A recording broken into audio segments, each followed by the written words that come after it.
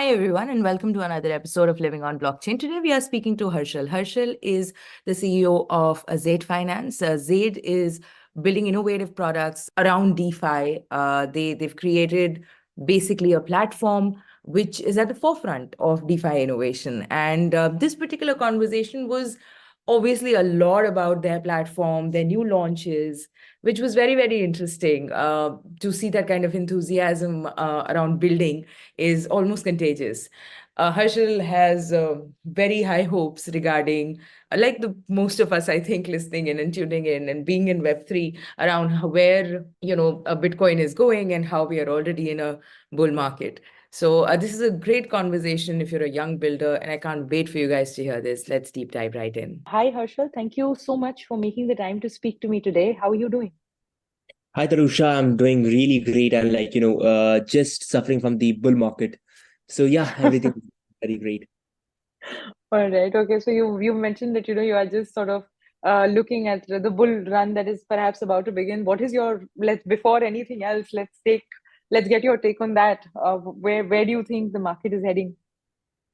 Personally, I believe we're already in a bull market. We entered bull market when the ETF was announced, and Hmm. I believe like the market is going to the moon, right? So it's 2020 again, Hmm. when next year is going to be 2021.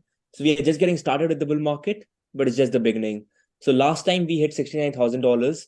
So I mean, going by the meme culture, we should hit $420,000. But Right. I believe a realistic target should be $120,000 for Bitcoin, and the space is going to the moon. Like we are getting mass adoption now. I mean, the previous cycles we reached to a limited amount of audience, but this Hmm. time, if last time we reached to about 300 million people with the bull market, this time the number is going to be more than 1 billion, I believe. So that's my take on the bull market. We are just getting started. This is just entirely like 2020, Hmm. and the ETF. And I believe that in the next 5 years, in the next 5 years, we'll hit 10 trillion, and in the next 10 years, we may see Bitcoin flip gold. It's a very bullish prediction, but yeah, I'm very bullish on cultism. So yeah. Awesome. So this is a very good way to start the episode. And you're one of the few people who's trying to perhaps everybody I think secretly is trying to time the market and predict where the market will go. But you've come out with these big numbers, and obviously we are all very bullish on this ecosystem as a whole and where we are going. But now just like taking a step back and talking a little about your journey. How did you get into Web3, and what has been your journey so far like? 100%. So I got into crypto in 2019 when when I was just 13 years old, get curious on the internet. I was just like I just heard about Bitcoin from somewhere, to be honest. And then just invested in Bitcoin. Then probably was I was inactive for about a year. 2020, COVID came in, the lockdown came in, and I became more curious. I had nothing, I had nothing better to do.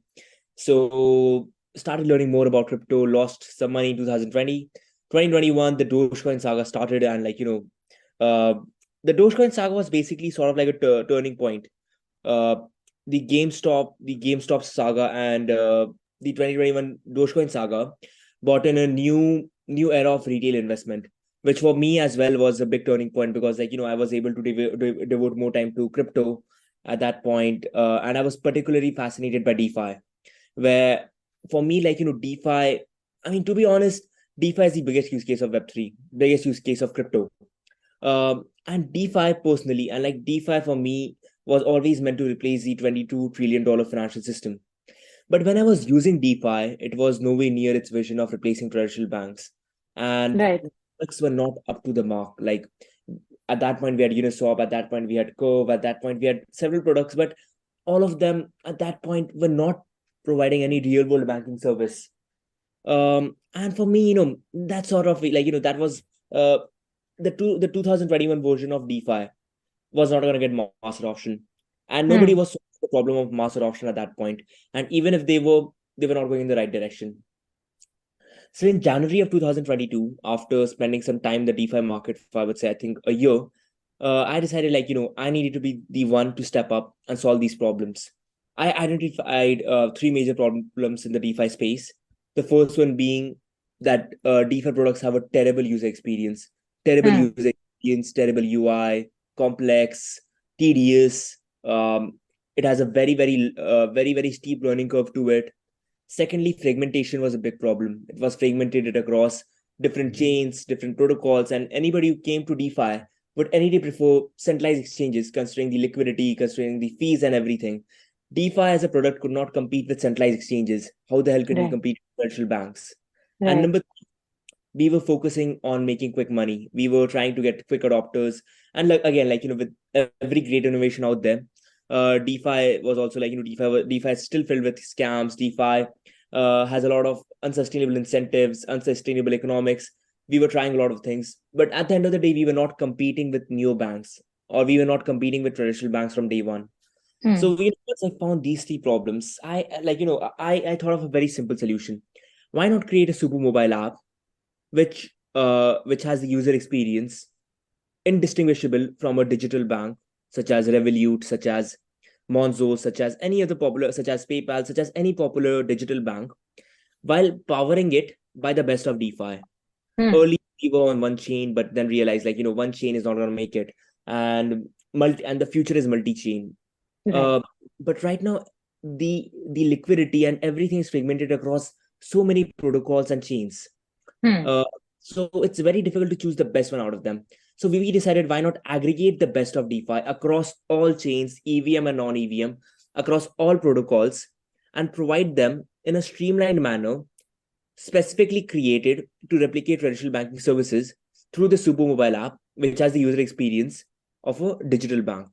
So that's what we are doing at Xade, where we are solving, where we are trying to solve all the major problems of DeFi and get it ready for mass adoption, so that even your grandma can use it without even realizing that they've entered the world of DeFi. So that's what my journey in DeFi and crypto has been like. I started as a investor, then became a trader, then became an algo trader. I would say, I was doing arbitrage. I was doing a hell lot of arbitrage. I was running trading bots. I was yeah. So I was a total degen, and then I became a builder in 2022. So yeah, that's what my journey in Web3 has been like. I started in crypto, and right now I'm in Web3. So yeah. Nice. I think that is a journey for a lot of folks who, started off as traders and they got in on the retail side and then they decided that, they can really do something to perhaps change the user experience or the way this technology is being adopted. But perhaps, looking back, who was or what was that one factor or one person who perhaps pushed you or introduced you to this technology? I mean, there was like a lot. There were a lot of technologies which were there, but there was one technology in particular which actually influenced my thinking a lot and shaped a lot of my thinking. It was Terra, even though Okay. they collapsed, but overall, I knew that they were a Ponzi. Hmm. I knew that they were a Ponzi. They were gonna fail, and the economics were not sustainable. But Terra started something. Like Terra got mass adoption through Chai. Like I think that's perhaps the only. At that point of time, it was the only DeFi app to have over 10 million users. Terra got a lot of the retail users through Anchor, through Mirror, and it was doing something in the right direction, just with the wrong way. So Right. the Terra ecosystem. I mean, personally, I believe what Terra wanted to achieve: create multiple stable coins and use those stable coins across different DeFi protocols, which are basically used to replicate traditional banking services. It was a very fantastic idea, but again, the base and the technology was very weak, and the intentions of the founders were not correct. The algorithmic stable coins are not the way to go. Um Unsustainable economics are not the way to go. So once you remove all of that, once you solve that, so I believe Terra was perhaps the biggest reason or the biggest inspiration for me to start Zed or for me to get into the space. So yeah, that's what I believe. Wow, okay. So that is how you started, and look where you are. So now with Zaid, you are building primarily an interface that would make it easy for users to use Web3 in a perhaps a very seamless manner. Can you tell us a little more about the product? 100% definitely. So like right now we are live with Z 2.0. With Z 2.0, we call it the best trading experience ever. Okay. So with Z 2.0, over the next 3 weeks, we are launching three products.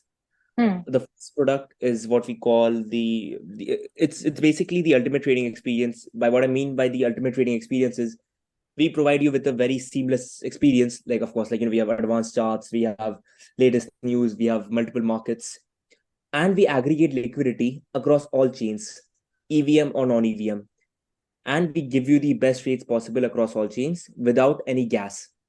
That's our product number one, which we have already launched. Then we have another product coming out next week, which is on-chain stocks, on-chain forex, and on-chain commodities.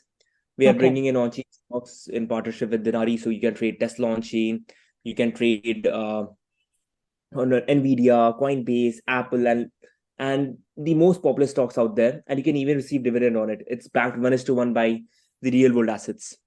Wow. Nice. On-chain forex, yeah, on-chain forex. It's pretty simple. We are working with Xade for that, and they are literally the best market makers for on-chain forex in the space. And on-chain commodities, it's very simple. A lot of people are already doing it, but we are working with Denari, we are working with Xade, and we are also working with yes. So Denari and Xave are two people who are helping us bring in these real world assets on chain so that people can trade. So these three assets are something which people have already traded for a long period of time, and yeah, they will continue to do so, whether it's on chain or off chain. And lastly, we are launching the following week a product which is loved by degens, by non-crypto folks, everyone. It's called perpetual futures, and like perps are something which has found product market fit, and Hmm. we are partnered up with the best perp decks out there, which is Hyperliquid and DYDX. So we are partnered with two of the best perp dexes out there, and we'll give Right. the users the best rates by aggregating these two perp dexes. And with, as you know, with Hyperliquid, we can give you access to multiple markets with low market cap tokens or high market cap tokens. And Hyperliquid has probably the best technology for perps out there, whereas Hmm. DYDX has the best liquidity. So once you aggregate two of the market leaders, we can provide our users the best experience. And other than these three core features, we have two very interesting features coming out. These are more uh, directed towards retail traders, but I love using them. One of them is called DGen AI, which provides you with the most advanced data, with basically analyzed data in the most seamless manner possible. So you can ask questions like, why is Bitcoin pumping for the past 5 minutes? And it will give you a detailed analysis of what happened in the past 5 minutes. It will give you the technical analysis. It will give you the latest news. It will give you the inflows and outflows. So we aggregate data across multiple data points. We are partnered with Token Terminal. We are partnered with Look on Chain and multiple other partners to bring you this data, while also running multiple models on our in partnership with Veron as well. So we have been working a lot on DGen AI. It's the ultimate analysis tool. Whether you're a beginner, whether you're a quant, you're gonna love using that product. So, and then the other product we have is portfolio analysis. So you can basically look into your portfolio. You can get a look into all your trades. You can analyze what went wrong, what went right, what can you do better, and everything. So that's what's going on with Z 2.0. We are looking to make the best trading experience, and then we'll expand into other products. Whether it's trading and spending are two of the products which are on our radar, and then Hmm. we'll expand onto other products later. Wow, wonderful. That sounds like quite a journey, and kudos on the collaborations that you guys have made so far. All the partnerships sound very exciting, and especially this introduction of real world assets, which is a new product that you've mentioned. That is super exciting as well, because real world assets on chain like have become all a rage nowadays, and executing them has been a bit of a challenge, I believe, because a few years back, I guess it was too early. We tried executing gold and silver on chain as well, and it was obviously doing it on your own. It was kind of a logistical nightmare with all the uh, you know bureaucracy and the jurisdiction and the licenses that we had to sort of procure if you're going and doing this directly. You are tackling this obviously with an intermediary and who are helping you facilitate this. what kind of challenges have you faced so far in actually executing this and getting it right?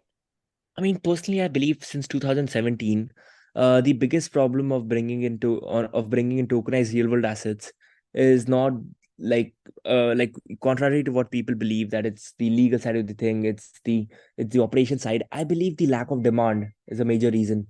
Since 2017, Hmm. a lot of people try to bring in real world assets on chain, Right. real like tokenized real estate has existed since 2017. Yeah. uh, People have tried doing it. There is no demand. There was no demand. There is still very, very little demand, to be honest. And the Hmm. reason for that is that people in crypto are in the space to make money. They're in the space to get like they're here to get abnormal returns. So Right. investing in something like real estate on chain, something like investing in stocks on chain, that won't fit their risk appetite. But I believe that this time it's going to be a bit different because DeFi and crypto, they are gonna they're gonna separate. Like we are gonna see DeFi separate from crypto. Right now still crypto moves along with DeFi, but I believe in this cycle we are gonna see it go differently, where DeFi will get more mass adoption due to its actual use case rather than Hmm. just a playground for degens. So this cycle, I believe, real world assets will get demand, and in terms of execution, and in terms of the legal operation side of the things, we let our partners handle that because we cannot do everything by ourselves. We are good at Right. making that's we are good at making we are good at getting consumers. So that's what we do. We cannot we like for every Web2 company out there, Web3 company out there, having a good infrastructure is very required. Having a good Hmm. infra and having a good consumer layer. So we are that consumer layer. In crypto and Web3, we already have a lot of infra layers, but we don't have any good consumer layers. So we are that consumer layers where we are gonna utilize the best infra available in Web3. So that's what we are doing right now.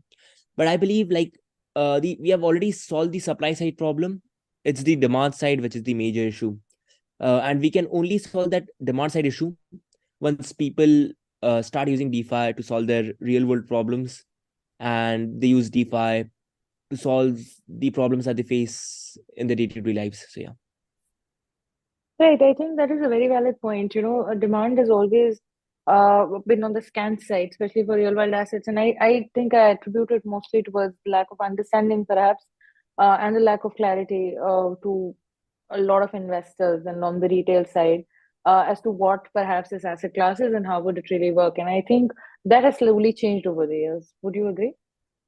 I mean, yeah, definitely. Like compared to the 2017 batch and compared to the 20, like the current, like we have evolved a lot in the past 6 years, to be honest, right? Hmm. Compared to what we were 6 years ago. So we have definitely evolved a lot.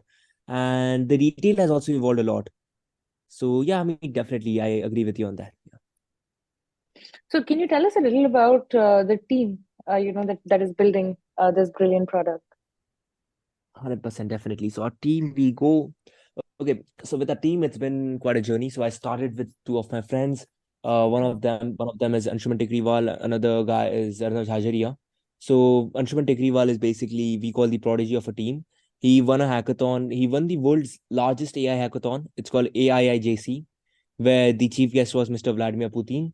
And he won the first prize over there. And Vladimir Putin gave him the award for that. Then he got an offer from C Vision Labs at the age of 14 or 15. I don't remember. Hmm. He's a AI prodigy and he's just a great dev. So that's one of founding members. Then we have Arnav Jhajaria, again, a great dev. He's been coding since he was, I think, 6 or 7 years old. So those were our first two team members. After that, we got all our team members from Discord. So uh so the first person, I believe, I believe, like, Artyom Kulaga, he's our head of design. Hmm. He has worked in new he's right he was working in a neobank right up until 3 months ago. And he worked in a neobank, we cannot name them. So he has more than 4 5 years in experience in design. Then we have Andrew Elisa. He has actually worked in Uniswap Labs before. So he worked in Uniswap. He was a contributor at Uniswap sometime around 2016-17, and he's been in the crypto space since 2013. So he's an OG of the space. He's a very, very experienced dev. He has over 10 years of experience. He has worked in Armrock. He has worked in Cisco. He has worked in several companies. So he's our what we call a adult supervision to our tech team. Then we have a couple other members. You have Jashan Shetty. He has worked in Rep3 before, and then we have Priyanshu. He has worked in Purple Pay, and he has worked in so that's our team. It's a very very technical team, Hmm. uh, because we believe like um at this stage, once you crack the product and once you Right. crack distribution, you'll be able to do everything, and then we can later expand the team. I would also like to mention we also have some great advisors and great investors who have helped us out. So I would like to specially mention Mr. Ajit Khurana. So he has been advising us since for some time now, and he's there to guide us, because he has made crypto, he was the CEO of ZepPay, so he knows the Right. consumer. So Yeah. that definitely helps us out. Yeah. And like other than our team, it is the ecosystem which has supported us a lot. The ecosystem, the people in the ecosystem who have supported us from day one. So whenever I mention about my team, I never forget to mention about the ecosystem, because the ecosystem has helped me as much as my team. So yeah. Absolutely. I think Ajit is a friend, is a very old friend, and he's probably seen me from the very start of my entrepreneurial journey. Since 2011, we were working in deep tech then, and he has wonderful insights just owing to his very vast experience. So I completely agree with you there. And when it comes to the ecosystem, I totally believe that in Web3, it's all about sort of pulling people up, and it's a small ecosystem, and everybody is sort of there to give you perhaps the help and support that you need to get your vision to life, because I think all of us are rooting for the same thing, for larger and greater adoption of Web3. I mean, definitely totally agree on that. So now we've talked a lot about the team and your milestones that you're looking forward to. If you had to perhaps sum up your the USP, because you are obviously positioning it as an alternative to traditional banking, and if you had to sum up the USP for Zaid vis-a-vis traditional banking, how would you perhaps put that across? So I'll start first with how we compete with neobanks. Mm, And this is more of a easy comparison, because we all know how DeFi is better than neobanks. So I'm not gonna mention the advantages of DeFi and the advantages of non-custodial nature and the transparent nature of DeFi. But instead, what you can do with Zaid, what you can't do with your neobanks. So number one is the unparalleled access. With your neobanks, you probably cannot access the global assets, whether it's trading on chain stocks, US stocks, if you're sitting in India, or trading European stocks while sitting in India, or while sitting in anywhere in the world. Second thing would be the execution, the settlement periods, the fees. Traditional finance just cannot compete with that. Number three would be just the sheer number of products we offer.